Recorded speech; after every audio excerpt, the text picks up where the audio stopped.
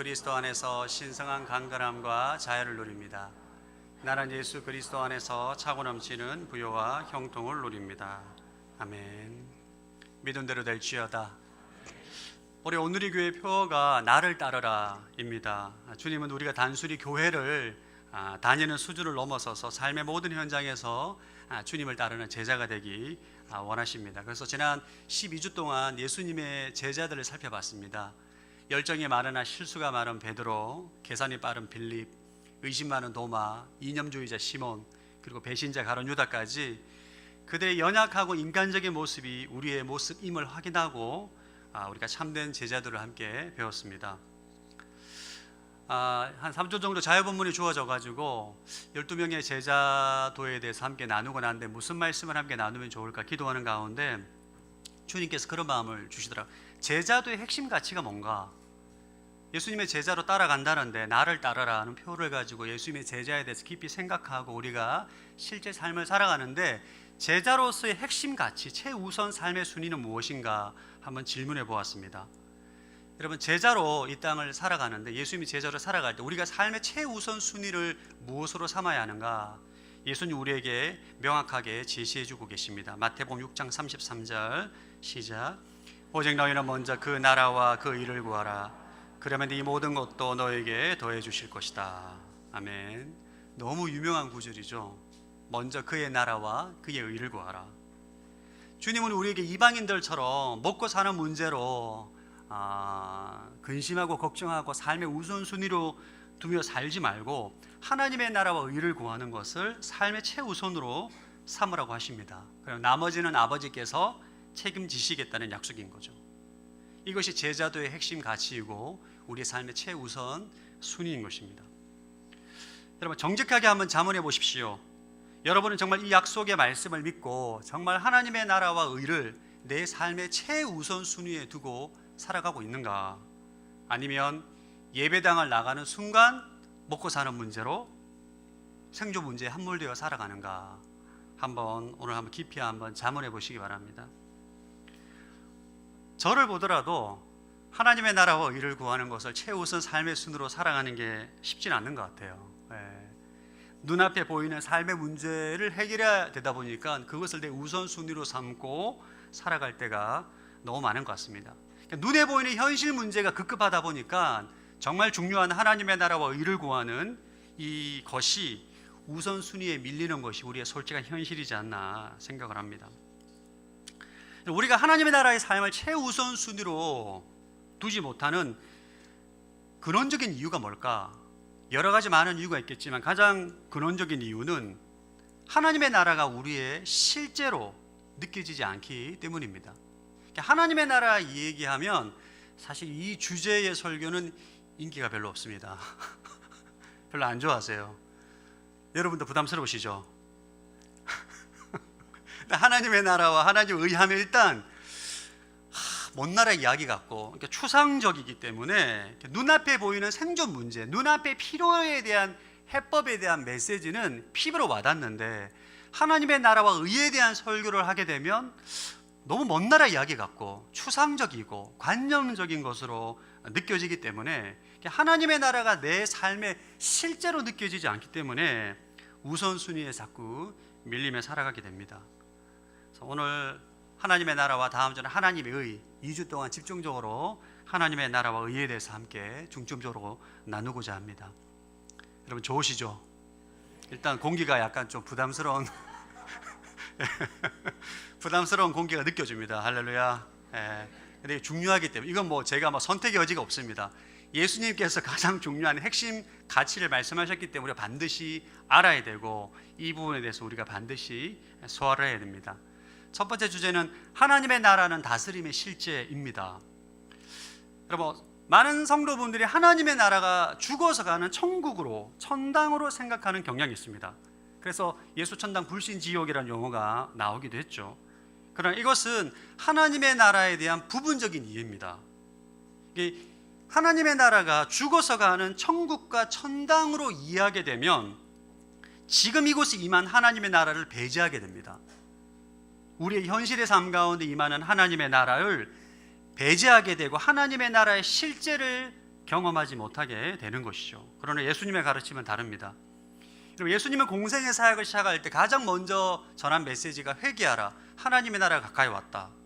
그리고 3년 공생의 가운데 수많은 비유와 예화를 통해서 하나님의 나라에 대해서 가르쳐 주십니다. 심지어는 십자가에 죽으시고 부활하셔서 승천하기 전 40일 동안 무엇에 대해서 가르치느냐? 하나님의 나라에 대해서 가르칩니다. 사도행전 1장 3절 시작. 예수께서 고난당하신 후에 자신의 살아계심을 여러 가지 확실한 증거로 사도들에게 직접 보여주셨고 40일 동안 그들에게 나타나 하나님 나라에 대한 일을 말씀하셨습니다. 예수님의 가르침의 핵심이자 성경 전체의 주제가 바로 이 하나님의 나라입니다. 결국 성령님께서 이 땅 가운데 강림한 이후로 하나님의 나라가 이 땅 가운데 임하셨습니다. 우리가 살고 있는 이 세상은 지금 사탄이 지배하는 나라가 점점점 줄어들고 있고 하나님의 나라가 점점점 확장되는 형국입니다. 지금 이곳에 임한 하나님의 나라를 신학적 용어로 현재적 하나님의 나라라고 말하고, 예수님 재림하실 때 완성된 완벽한 하나님의 나라를 미래적 하나님의 나라, 새하늘과 새 땅이라고 말합니다.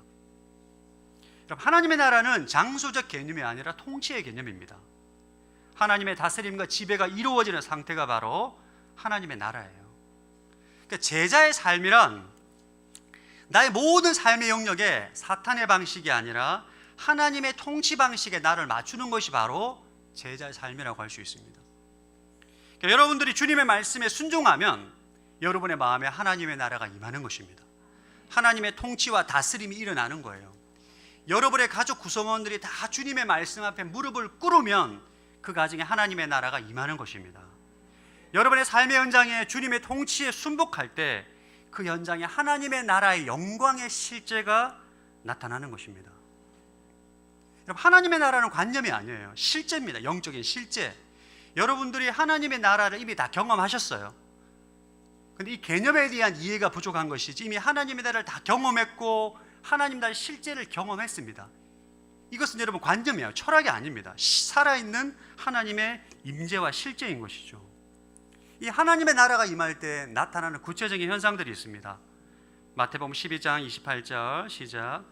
그러나 내가 하나님의 영을 힘입어 귀신들을 쫓아낸다면 하나님 나라가 이미 너에게 온 것이다. 하나님의 나라가 임할 때 우리를 묶고 있는 악한 영들이 떠나가게 됩니다. 우리 안에 묶고 있는 어둠의 영들, 더러운 귀신들, 악한 영이 물러가고 자유함을 누리게 되는 거죠. 하나님의 임재가 나타나게 되는 것이고 치유와 회복을 경험하게 되는 것이고 질병이 회복되며 수많은 기적들이 나타나게 됩니다. 또 다른 현상들이 나타나게 되는데 성령 안에서 의와 평강과 기쁨을 누리게 됩니다. 로마서 14장 17절 시작.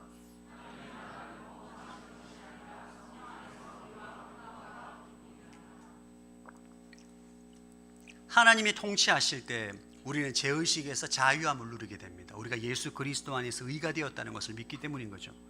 그리고 상황은 동의하기 어렵지만 내적인 평강을 누리게 되고 기쁨이 충만하게 됩니다. 할렐루야. 이 하나님의 나라는 영적인 실제이기 때문에, 우리가 현실에 지금 이 순간 여기 누릴 수 있는 영적인 실제이기 때문에 이것을 실제 경험한 사람은 그 가치가 얼마나 귀한지를 알게 되고, 마치 밭에 감추인 보물을 발견한 농부처럼 이 하나님의 나라를 위해서 수고하고 헌신하고 내 삶의 최우선순위를 두며 살아가게 되는 것입니다. 영적인 선순환이 일어나게 되는 거예요. 그때 모든 것을 더하여 주시는 하나님의 능력을 경험하게 되는 것입니다. 아멘.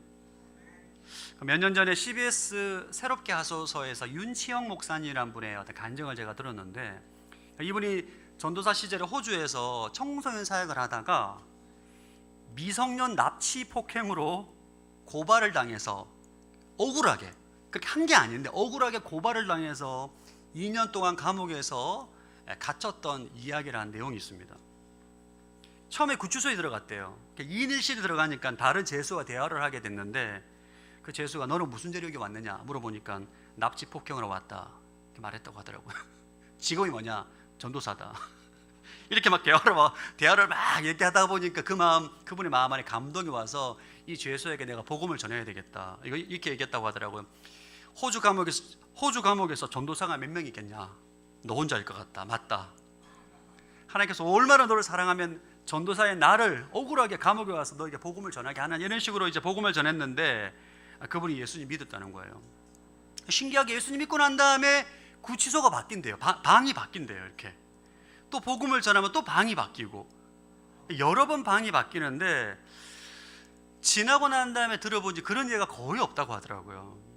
결국 구치소에서 이제 풀려날 줄 알았는데 감옥에 들어가게 됐다고 합니다. 2년 동안 감옥에 머물렀다는 거예요.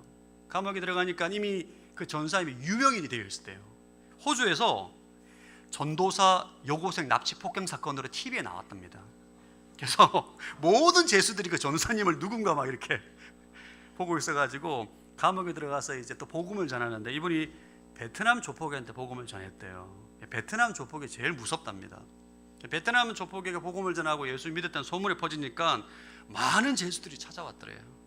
병든 사람은 기도해달라고 찾아오고, 자살 충동을 느끼는 사람은 기도해달라고 찾아오고, 기도해 주는데 기도할 때 병이 고침을 받고 자살의 영이 떠나고, 그 살벌한 감옥 안에 하나님의 나라가 임한 것입니다.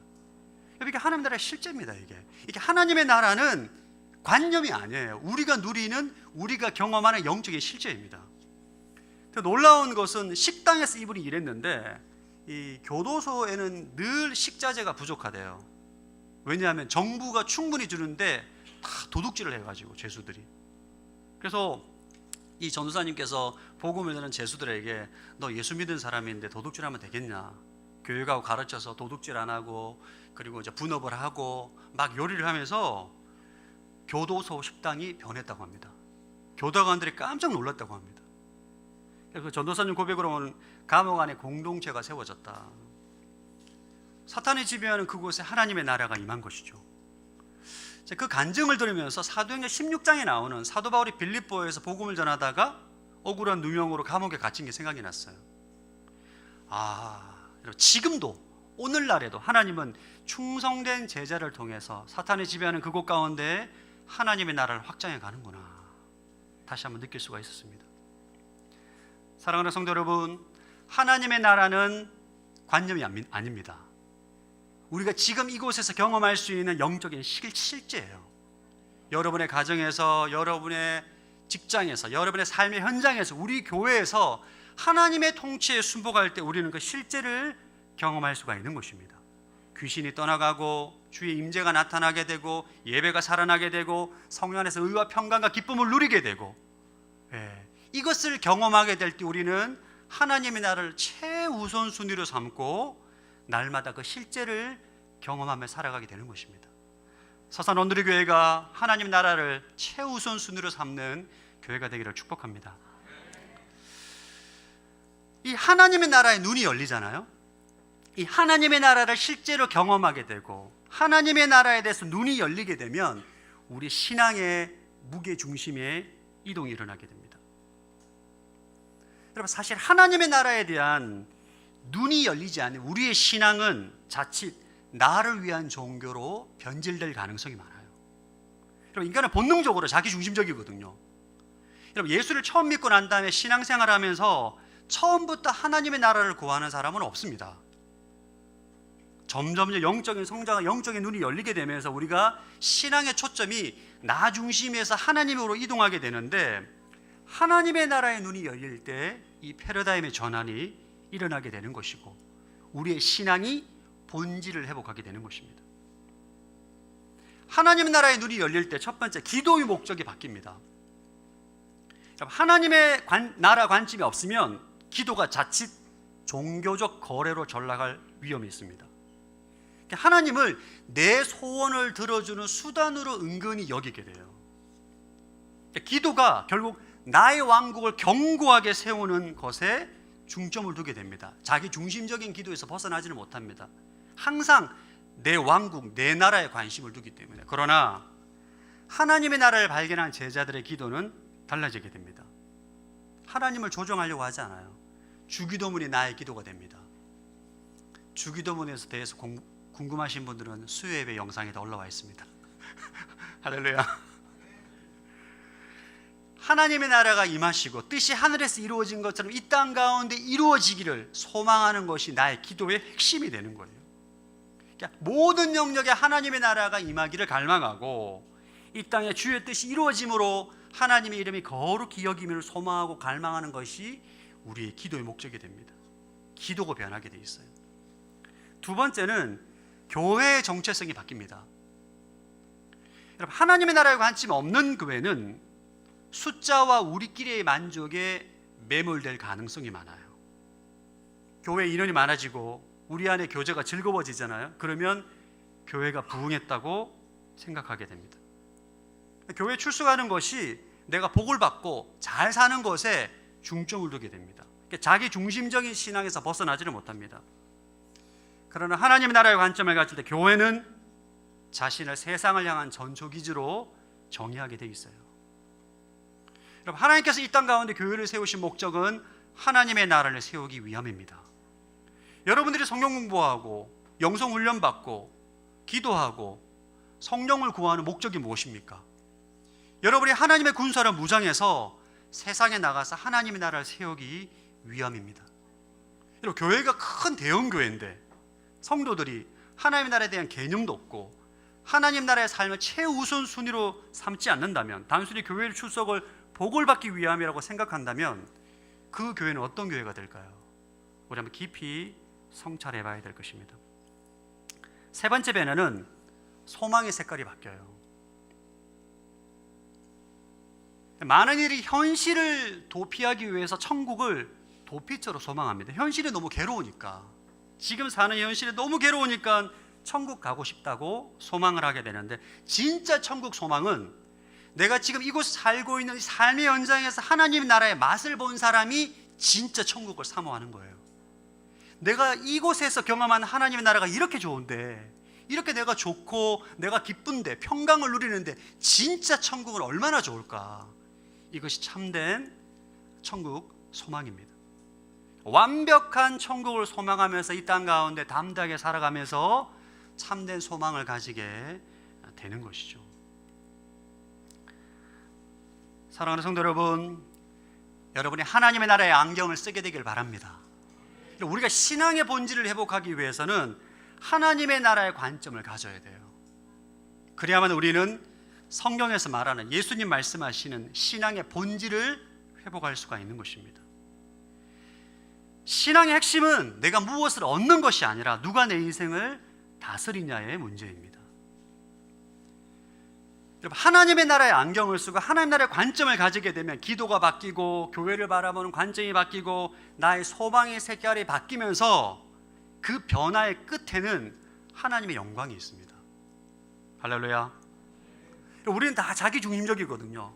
우리는 태어나면서 내가 주인공이 되고 싶고, 내가 박수를 받고 싶고, 내가 인정을 받고 싶고, 내가 유명해지고 싶고, 이런 자기 중심주의 성향이 예수님 믿는다고 해서 하루아침 바뀌지 않습니다. 그러다 보니까 기도도 자기 중심적이고 교회도 나 중심이고 모든 소망도 나 중심적인 거예요. 근데 하나님의 나라를 경험하고 하나님의 실제를 경험한 사람은 영적인 눈이 열리게 되면 기도가 변하고 교회에 대한 정체성이 바뀌고 소망도 변하면서 궁극적으로 무엇을 갈망하게 되느냐? 하나님의 영광을 갈망하게 됩니다. 하나님의 이름이 거룩히 여김 받기를 소망하고 갈망하게 되는 거예요. 그를 통해서 하나님은 일하시는 것입니다. 사랑하는 서산 성도 여러분, 여러분의 안경을 바꾸시기를 축복합니다. 나의 나라라는 좁은 안경을 벗고, 이걸 제가 다른 안경을 가져왔어서 이런 건데, 이게 나의 왕국, 내 나라, 내 소망, 내 뜻, 이 나의 나라의 관점을, 안경을 벗고 하나님의 나라의 안경을 바꿔야 돼요. 할렐루야. 여러분의 영적 방황은 멈추고 신앙의 본질은 회복될 것이며 주님께서 쓰시는 귀한 동력자의 삶을 살아가게 될 줄로 믿습니다. 아멘. 근데 문제가 있어요. 이 안경을 바꾸는 게 너무 힘들어요, 진짜. 나의 나라라는 안경을 벗고 하나님의 나라의 안경을 쓰는 게 영상이 좀 잘 나올지 모르겠습니다. 이게 너무 힘들어요, 사실. 이 관점을 바꾸는 게, 패러다임을 바꾸는 게 너무 어렵습니다. 어떻게 하면 나의 나라라는 안경을 벗고 하나님의 나라의 안경을 제대로 쓸 수 있을까요? 어떻게 해야 될까요? 가장 확실한 방법, 이건 100% 확실합니다. 가장 확실한 방법을 알려드리겠습니다. 나의 나라가 완전히 망할 때, 그때 하나님의 나라의 관점을 가지게 됩니다. 그러니까 여러분이 통치하고 여러분이 다스리고 여러분이 경영하던 나의 왕국이 완전히 망할 때, 그때 우리는 하나님, 내 인생을 주님이 다스려 주십시오, 주님이 통치해 주십시오, 하나님의 나라를 갈망하게 됩니다. 우리나라 근현대사를 보면 독재 정부 때 수많은 젊은이들이 데모를 했습니다. 자신의 목숨을 바치고. 왜 그런 거죠? 왜 목숨까지 바치면서 데모를 한 거죠? 군부 독재가 지긋지긋하다는 거예요. 내가 죽을 만큼 그들이 통치하는 게 싫다는 것입니다. 통치자를 바꾸라는 거예요. 나의 나라가 망할 때와 유사한 생각을 가지게 됩니다. 정말 내가 내 인생을 내가 주인으로 살아가는 인생이 지긋지긋하다. 하나님이 내 삶을 통치해 주십시오. 이때 우리는 영적인 눈이 열리게 됩니다. 제 개인적으로도 하나님의 나라를 간절히 사모할 때가 언제냐? 내 안에 죄의 문제로 인해서 이 문제를 해결하지 못했을 때 너무 괴로웠습니다. 반복되는 죄, 이 죄의 문제를 해결하기 위해서 금식 기도해보고 결단해보고 집회도 찾아가보고 무수히 많은 노력을 했지만 이 죄의 문제를 해결하지 못했을 때 예수님, 내 삶의 주인이 되어 주십시오. 예수님, 내 삶을 통치해 주옵소서. 내 마음 안에 하나님의 나라가 임하는 것이에요. 가정에 하나님의 나라가 임하는 계기도 동일합니다. 제가 한번 얘기했던 것 같은데요, 저는 결혼하면 장밋빛 인생이 확 펼쳐질 줄 알았습니다. 할렐루야. 물론 그런 가정도 있습니다. 결혼만 하면 시온의 대로가 열려서 황금마차가 막 왔다 갔다 할 줄 알았어요. 막상 결혼해 보니까 사망의 음침한 골짜기가 확 이렇게. 그때 하나님, 내가 이 가정을 경영한 결과가 정말 끔찍합니다. 우리 가정을 통치해 주십시오. 내어드리게 되는 것입니다. 그때 우리 가정에 하나님의 통치가 이루어지는 거예요. 목회용도 마찬가지입니다. 저는 신학교 졸업하고 난 다음에 설교하면 허다한 무리가 저희 교회로 몰릴 줄 알았습니다. 허다한 무리가. 근데 제가 설교하니까 허다한 무리가 나가더라고요. 참담했습니다. 진짜 힘들었어요. 철저하게 실패하고 난 다음에 나의 왕국이 완전히 무너졌을 때 주님께서 이 교회를 통치하여 주옵소서. 여러분 기억하십시오. 나의 왕국이 무너지는 것은 저주가 아닙니다. 은혜입니다. 내가 최선을 다했는데, 내가 정말 충성을 다하고 내가 열심히 노력했는데, 내가 뼈 빠지라 노력을 했는데 나의 왕국이 무너지는 것은 하나님의 은혜. 왜? 그때 하나님의 나라의 눈이 열리거든요. 하나님의 통치를 갈망하게 되거든요. 내 마음과 우리 가정과 나의 삶의 모든 영역에 하나님의 통치, 예수 그리스도께서 오셔서 다스리도록 사모하고 갈망할 때, 그때 하나님의 나라의 안경을 쓰게 되는 것입니다. 제 개인적으로 볼 때는 가장 위험한 사람은 어떤 사람이냐? 인생에서 한 번도 실패를 경험해 보지 못한 사람이에요. 본인이 마음만 먹고 열심히 하면 늘 성공하는 사람은 너무 위험합니다. 하나님을 만날 가능성, 하나님의 나라의 눈을 가질 수 있는 가능성이 거의 없다고 봐야 돼요. 왜? 내 왕국이 너무나 견고하기 때문입니다. 사랑하는 성도 여러분, 여러분 안에 내 왕국, 내 나라가 무너져서 비참함 가운데 계신 분들이 있다면 기뻐하십시오. 그게 축복이에요. 제가 한 번은 목회에 너무 제가 무너져가지고 하남 맞나요? 경남에 있는 하동 하동군에 가서 아울렛질을 하고 밤에 이제 선배 목사님, 저희 학교 동문 선배 목사님이셔서 제가 선배 목사님한테 목사님 저는 이렇게 해서 완전히 망하고 막 제가 눈물로 막 했는데, 그때 그 선배 목사님께서 저한테 이런 말씀을 하시더라고요. 아유 목사님, 하나님께서 목사님 너무 사랑하시는 것 같다고.